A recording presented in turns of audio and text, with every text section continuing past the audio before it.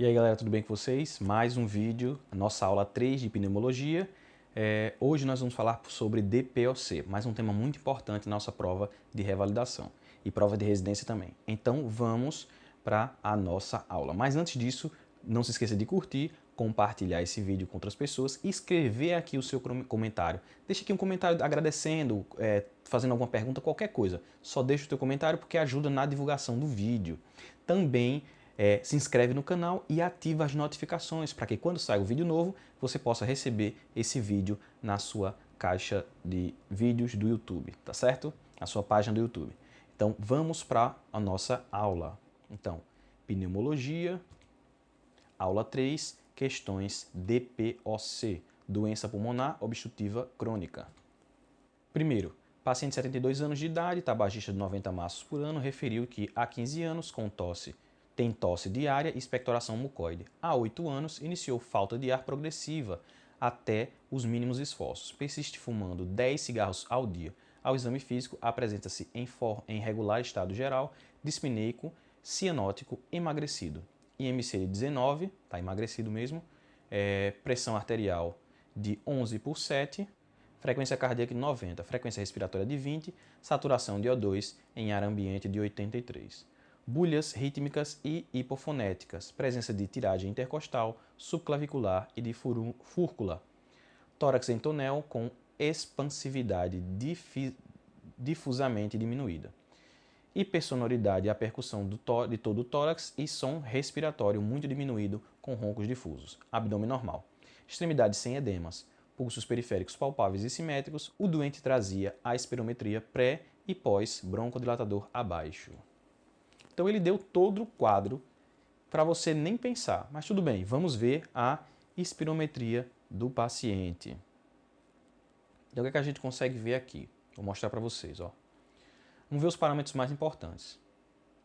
Primeiro, o parâmetro mais importante é o VEF1 dividido pela capacidade vital forçada.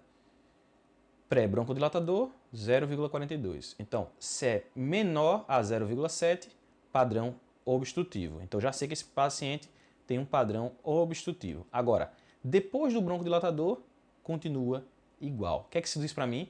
Que é um paciente que tem um padrão obstrutivo e que é um paciente que está com DPOC. Porque se fosse asma, ele teria respondido aqui ao broncodilatador, teria normalizado.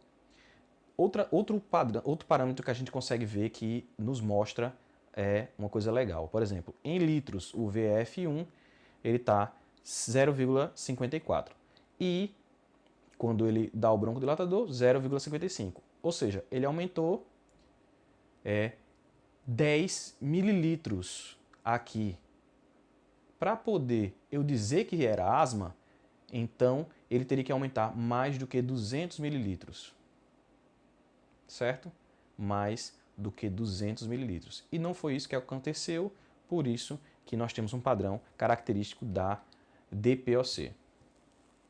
Com relação ao quadro clínico, quanto à resposta ao broncodilatador, assinale a alternativa correta. Letra A. Não houve resposta ao broncodilatador, o que afasta a possibilidade de asma. Letra B. Não houve resposta ao broncodilatador, o que é compatível com DPOC. Letra C. Houve resposta ao broncodilatador, o que é compatível com asma. Letra D. Houve resposta ao broncodilatador, o que é compatível com DPOC. E letra E. Houve resposta à broncodilatadora, o que afasta a possibilidade de DPOC. Nessa questão, ela poderia ter sido anulada porque ela tem duas respostas que são corretas. Letra A. Não houve resposta ao broncodilatador, o que afasta a possibilidade de asma, é o gabarito que foi dado da questão. Mas observe a letra B. Não houve resposta ao broncodilatador, o que é compatível com DPOC. Tá certo. Se não houve resposta ao broncodilatador, quando no padrão obstrutivo, é compatível com DPOC. Então, letra A e letra B poderiam ser a correta, mas o gabarito da questão foi letra A. 2. A doença pulmonar obstrutiva crônica, DPOC, se caracteriza por uma limitação do fluxo aéreo que não é totalmente reversível. Geralmente está associada a uma resposta inflamatória anormal do pulmão à inalação de substâncias nocivas. Entre elas a fumaça do cigarro. Sobre DPOC é correto afirmar que, letra A, a espirometria é um exame complementar secundário para o diagnóstico dessa doença, considerando o elevado valor preditivo positivo do diagnóstico clínico. Está errado. A espirometria é o principal exame e é ele que diagnostica o DPOC. Letra B. Ocorre devido a uma limitação transitória do fluxo aéreo, em geral associada à resposta inflamatória anormal do pulmão e à inalação de substâncias nocivas. Resposta é uma limitação permanente, não transitória. Está errado a letra B. Inclusive, os pacientes que fumam, eles destroem o pulmão e essa destruição ela não reverte. Agora, por que tem que parar de fumar então? Porque senão cada vez mais destrói mais. Então o paciente ele pode aumentar a sua gravidade, mas não pode regredir na destruição que já está feita. Letra C. No tratamento dessa doença, algumas das metas são desacelerar a progressão da doença, aumentar a tolerância ao exercício físico e prevenir complicações tratando-as caso ocorram. Letra C, perfeita. Letra C está certa. Letra D. Diferentemente da asma brônquica, a vacinação contra a influenza e pneumococo e o uso de broncodilatadores não demonstram maiores benefícios com pacientes com essa doença. Está errado. Inclusive, nós temos que vacinar o paciente com DPOC para pneumococo e para influenza. As duas vacinas são necessárias. Letra D está errado. Então, a correta é a letra C. 3. Homem de 54 anos de idade vai à consulta com o pneumologista queixando-se de tosse com secreção amarelada e dispneia aos pequenos e médios esforços, há uma semana. Há mais de 6 meses, vem notando dispneia aos grandes esforços, tosse com pequena quantidade de secreção esbranquiçada e chiados esporadicamente. É ex-tabagista de um maço ao dia, por 30 anos, sem fumar há 2 anos. Ao exame físico, apresenta sibilos, a expiração forçada e oximetria de 90%, sem outras alterações significativas. Frente a esse quadro, indique o diagnóstico mais provável e a suspeita diagnóstica para o quadro atual. Então, qual é o quadro? Qual é a questão aí? Então, a gente tem um paciente com DPOC, é todo o quadro de DPOC, paciente que fumou durante 30 anos e só deixou de fumar há 2 anos. Então, ele tem uma restrição da sua capacidade respiratória. Isso aí não tem dúvida. Agora, o que está acontecendo? Ele está tendo uma exacerbação. Então, eu tenho DPOC com exacerbação dos sintomas. Essa é a resposta. 4. Mulher, 67 anos, faxineira, encaminhada para a avaliação do pré-operatório de colecistectomia. Há 2 anos com dispneia e tosse seca desencadeadas por médios esforços. Relata despertares noturnos devido à falta de ar, fumou 30 cigarros por dia durante 41 anos.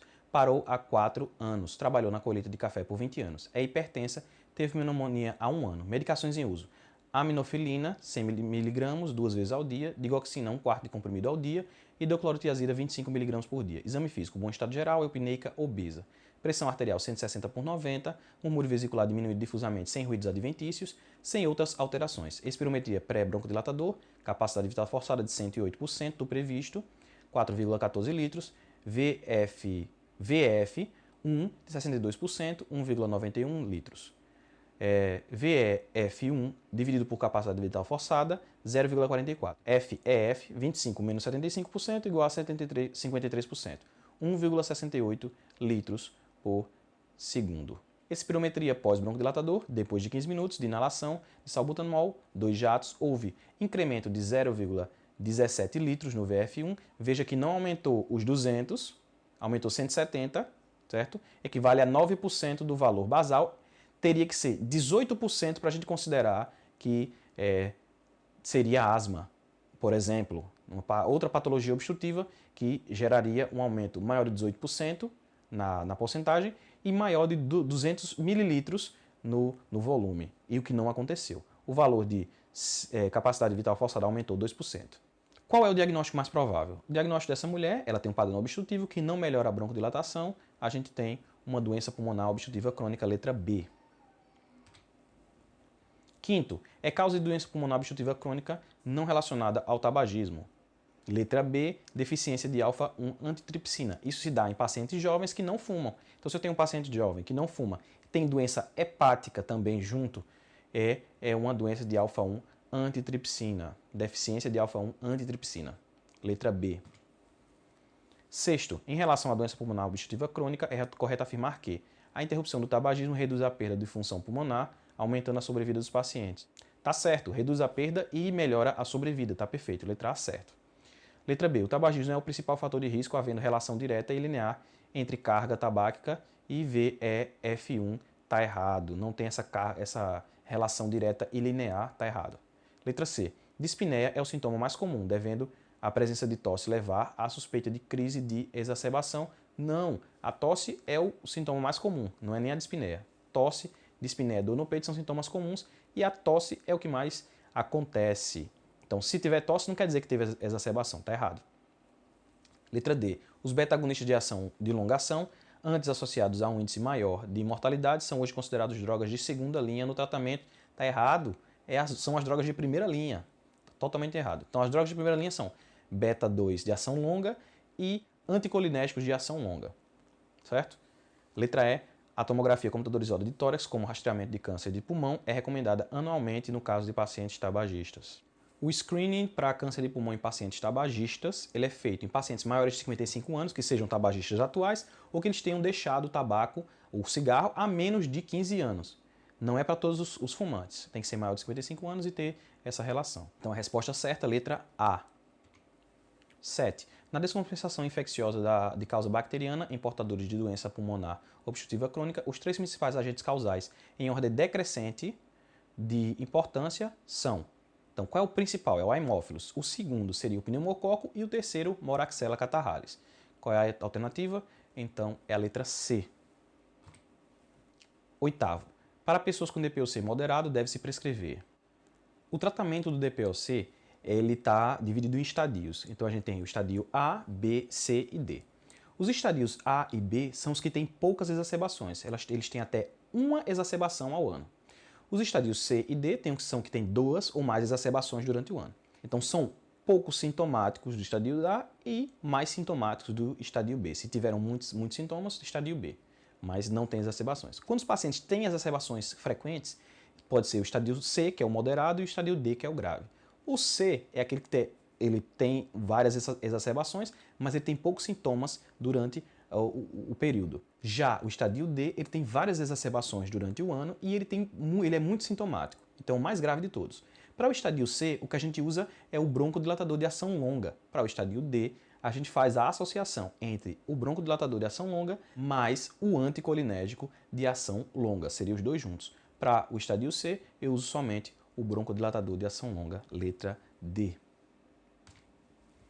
9. Homem de 55 anos acompanhado em ambulatório com queixa de dispneia progressiva de longa duração, tosse pouco produtiva e antecedente de tabagismo de 2 maços por dia desde os 15 anos de idade. Exame físico tórax com diâmetro anteroposterior aumentado e murmúrio vesicular diminuído globalmente. Espirometria. O VEF1, 40%. VEF1 dividido por capacidade defletada forçal, 0,58, ou seja, padrão obstrutivo. Pós o uso de broncodilatador. Então, ainda assim, padrão obstrutivo pós o uso do broncodilatador. Então, eu já tenho um quadro de DPOC. Oximetria de pulso, 85% ao ar ambiente. Tomografia computadorizada de tórax de alta resolução revela alterações compatíveis com enfisema paraseptal bilateral. Qual a medida está associada à melhora da sobrevida desse paciente em longo prazo? Então, o paciente com DPOC, qual é a medida que vai estar relacionada à melhoria da sobrevida desse paciente? Broncodilatador beta-agonista de ação prolongada? Não, isso não melhora a sobrevida. Anticolinérgico de ação prolongada, tampouco. Oxigênio suplementar é uma das que melhora a sobrevida. E a segunda seria deixar o tabagismo. Então, letra C, correto. 10. Qual é o principal exame complementar para o diagnóstico da doença pulmonar obstrutiva crônica e sua classificação de gravidade? Letra C, espirometria. 11. Homem de 62 anos, bancário, grande fumante, 40 maços por ano, apresenta tosse, cheia de secreção esverdeada, astenia e febre de 37,5 graus há 5 dias. Após episódio gripal, quando passou a apresentar também dispneia. O paciente refere que há 4 meses teve quadro semelhante. Ao exame físico, revela estado geral regular, dispneico, frequência respiratória de 30. Pletórico, com sobrepeso e discreto edema de membros inferiores. A ausculta pulmonar revela roncos difusos e sibilos esparsos. E a ausculta cardíaca apresenta os seguintes resultados: hiperfonese em P2, frequência cardíaca de 110 e pressão arterial de 160 por 95. O raio-x de tórax revela hiperinsuflação pulmonar, aumento do tronco da pulmonar e espessamento das paredes brônquicas. Os resultados da gasometria são pH de 7,32, PaO2 de 55, PaCO2 de 45. De acordo com esses dados, o diagnóstico para esse caso é... Então, nesse paciente, a gente consegue ver alguns indícios de DPOC. Por exemplo, ele tem hiperinsuflação pulmonar, aumento do tronco pulmonar e espessamento das paredes brônquicas. Veja que ele tem sibilos, é um paciente pletórico com sobrepeso. Então tudo isso daí está mostrando que ele tem DPOC. Todo o quadro dele está mostrando isso. Agora, ele teve uma infecção viral e gerou uma exacerbação. E o que é que precisa? Letra A, paciente com exacerbação da sua DPOC devendo ser prontamente instituído o tratamento. Essa é a resposta certa. 12. Paciente de 63 anos, sabidamente portador de DPOC e com provas de função pulmonar mostrando VEF1 de 40% do previsto. Vem regularmente à unidade básica de saúde. Apresentando exacerbações frequentes de seu quadro clínico, a saturação de O2 por oximetria de pulso é 91, está baixa. Qual dos seguintes esquemas terapêuticos é o mais apropriado? Letra A. Salbutamol oral diariamente e fluticasona inalada 2 vezes por semana. Salbutamol oral não tem nenhuma relação. Letra B. Fluticasona inalada 2 vezes ao dia, tiotópio inalado 2 vezes ao dia, salbutamol inalado conforme necessário a oximetria em domicílio. Letra C. Fluticasona inalada 2 vezes ao dia e tiotrópio inalado 2 vezes ao dia e salbutamol inalado conforme necessário. Letra D. Salmeterol inalado 2 vezes ao dia e salbutamol conforme necessário. Então, para esses pacientes que são muito sintomáticos, que têm risco de exacerbação, eu vou dar o corticoide inalatório, eu vou dar o broncodilatador de ação longa e vou dar o salbutamol junto. Letra C. 13. Em pacientes com doença pulmonar obstrutiva crônica, padrão enfisematoso, ocorre caracteristicamente aumento. Letra A, da capacidade pulmonar total. Letra B, da razão de volume expiratório forçado no primeiro segundo, capacidade vital forçada. Letra C, da capacidade vital forçada. Letra D, da retenção de CO2. E letra E, do fluxo expiratório máximo. Como no enfisema eu vou ter uma formação de bolhas de ar no pulmão, com destruição do parênquima pulmonar, o que a gente vai ter é um aumento da capacidade pulmonar total. Vai ter mais ar, mas vai ter menos troca gasosa. Então, 13, letra A. Essas foram todas as questões, espero que vocês tenham gostado. Não se esqueça de curtir e compartilhar esse vídeo com outras pessoas, deixar aqui o seu comentário e se inscrever no canal. Também, não se esqueça de ativar as notificações e até o próximo vídeo.